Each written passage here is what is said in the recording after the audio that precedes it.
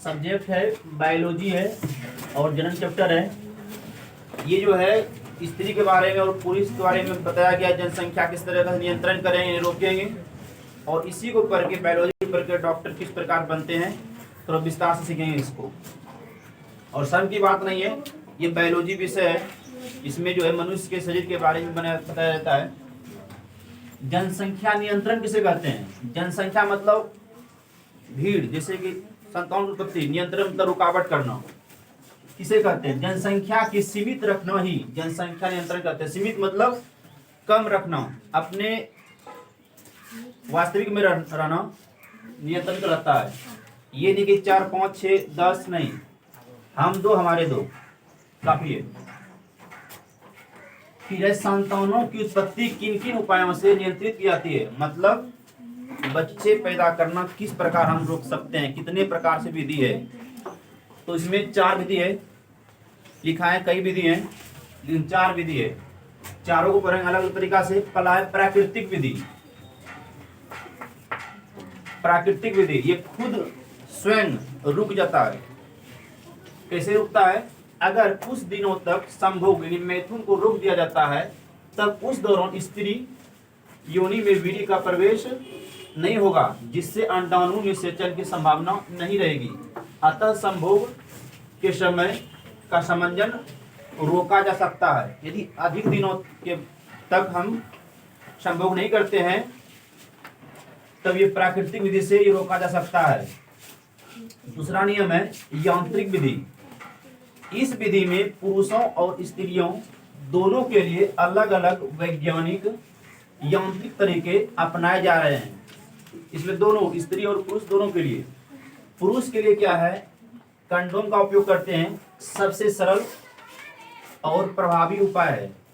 Condom बहुत ही पतले rubber जैसे पदार्थ की बनी होती है, जिससे संभोग के पहले शीशन के ऊपर एक आवरण की तरह डाल दिया जाता है। इससे स्खलन के समय वीर्य योनि में प्रवेश नहीं करके इसी में एकत्रित यानी जमा रह जाता है। कंडोम के उपयोग से नर नारी एड्स से जैसे जानलेवा लैंगिक संचालित रोगों से भी बच सकते हैं। कंडोम ऐसा चीज है जिसको हम जो है नियंत्रित कर सकते हैं जनसंख्या में। दूसरी बात है कि एड्स HIV जैसे वायरस से हम भी बच सकते हैं। लेकिन इसी उपाय में स्त्री में जो है स्त्रियों के लिए डायाफ्राम, कॉपर टी तथा लूप का जैसे पारिवारिक नियोजन के साधन उपलब्ध है। फिर डायाफ्राम को स्त्री की योनि में डालकर गर्भाशय की ग्रीवा या सर्विक्स में बैठा दिया जाता है। इससे वीर्य फेलोपियन नालिकाओं में प्रवेश नहीं कर पाता है। कॉपर टी तथा लूप धातु प्लास्टिक की बनी होती है। कॉपर टी जो है और लूप ये प्लास्टिक की बनी होती है, जो कि स्त्री के ग्रीवा या सर्विक्स में बैठा दिया जाता है, जिससे योनि में वीर्य प्रवेश नहीं कर पाता है। गया। तीसरा है रासायनिक विधि। इसमें होता है ऐसी विधियों में विभिन्न रसायनों के निर्मित गर्भ निरोधक साधनों का उपयोग किया जाता है। गर्भ निरोधक मतलब भ्रूण को रोकना। जैसे रसायनों से निर्मित ऐसा क्रीम स्त्री की योनि में लगा दिया जाता है, जो शुक्राणु को नष्ट कर देता है। शुक्राणु मतलब स्पर्म को, स्पर्म बोलते हैं, तो नष्ट कर दिया जाता है। ऐसा क्रीम होता है, इससे निषेचन नहीं हो पाता है। कृत्रिम तरीके से विभिन्न रसायनों द्वारा एस्ट्रोजन तथा प्रोजेस्टेरोन जैसे हार्मोन बनाए गए हैं, जो गर्भ निरोधक गोलियों के रूप में उपलब्ध है, मतलब दवाई के रूप में मेडिकल में उपलब्ध है। स्त्रियां जब इसका सेवन करती है, तब उनके समान मासिक चक्र बाधित हो जाते हैं। मतलब जो मासिक चक्र होती है स्त्रियों में 18 दिनों तक चलती रहती है, वो बाधित यानी कि रुकावट हो जाती है इस दवाई का प्रयोग करने से। इस दवाई का नाम है यानी हार्मोन का नाम है एस्ट्रोजन। ठीक है। चौथा है सर्जिकल विधि। इसमें क्या होता है?